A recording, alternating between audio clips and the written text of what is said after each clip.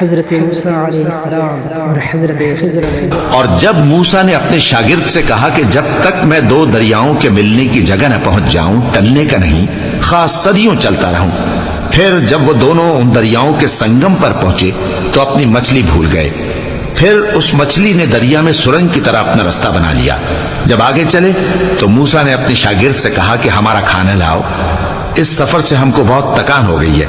اس نے کہا کہ بھلا آپ نے دیکھا کہ جب ہم نے اس چٹان کے پاس آرام کیا تھا تو میں مچھلی وہیں بھول گیا، اور مجھے آپ سے اس کا ذکر کرنا شیطان نے بھلا دیا، اور اس مچھلی نے عجیب طرح سے دریا میں اپنا رستہ بنایا۔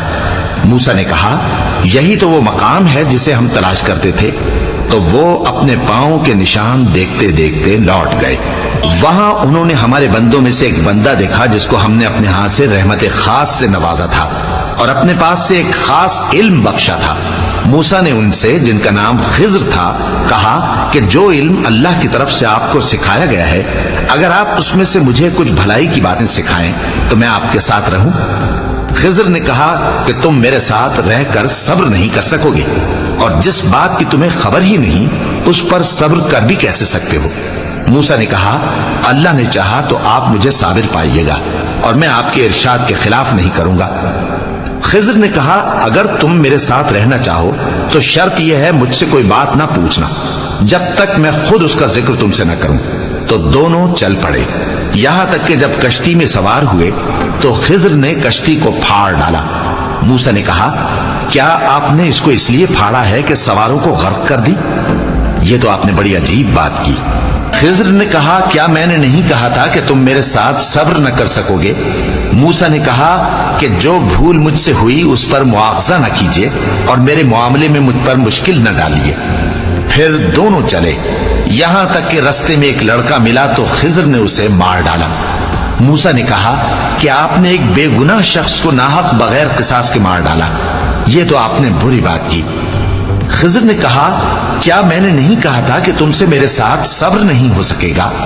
انہوں نے کہا کہ اگر میں اس کے بعد پھر کوئی بات پوچھوں یعنی اعتراض کروں تو مجھے اپنے ساتھ نہ رکھیے گا کہ آپ میری طرف سے عذر کے قبول کرنے میں حد کو پہنچ گئے ہیں۔ پھر دونوں چلے، یہاں تک کہ گاؤں والوں کے پاس پہنچے اور ان سے کھانا طلب کیا۔ انہوں نے ان کی ضیافت کرنے سے انکار کیا۔ پھر انہوں نے وہاں ایک دیوار دیکھی جو گرا چاہتی تھی تو خضر نے اس کو سیدھا کر دیا۔ موسیٰ نے کہا کہ اگر آپ چاہتے تو ان سے اس کا معاوضہ لے لیتے تاکہ کھانے کا کام چلتا۔ خضر نے کہا کہ اب مجھ میں اور تم میں علیحدگی، مگر جن باتوں پر تم صبر نہ کر سکے میں ان کا تمہیں بھید بتائے دیتا ہوں کہ وہ جو کشتی تھی غریب لوگوں کی تھی جو دریا میں محنت کر کے یعنی کشتیاں چلا کر گزارا کرتے تھے، اور ان کے سامنے کی طرف ایک بادشاہ تھا جو ہر اچھی کشتی کو زبردستی چھین لیتا تھا۔ تو میں نے چاہا کہ اسے عیبدار کر دوں تاکہ وہ اسے غصب نہ کر سکے، اور وہ جو لڑکا تھا اس کے ماں باپ دونوں مومن تھے۔ ہمیں اندیشہ ہوا کہ وہ بڑا ہو کر بد کردار ہوگا تو کہیں ان کو سرکشی اور کفر میں نہ پھنسا دے، تو ہم نے چاہا کہ ان کا پروردگار اس کی جگہ ان کو اور بچہ عطا فرمائے جو اخلاقی پاکیزگی میں بہتر اور محبت میں زیادہ قریب ہو۔ اور وہ جو دیوار تھی سو 2 یتیم لڑکوں کی تھی جو شہر میں رہتے تھے، اور اس کے نیچے ان کا خزانہ دفن تھا، اور ان کا باپ ایک نیک آدمی تھا۔ تو تمہارے پروردگار نے چاہا کہ وہ اپنی جوانی کو پہنچ جائیں اور پھر اپنا خزانہ نکالیں۔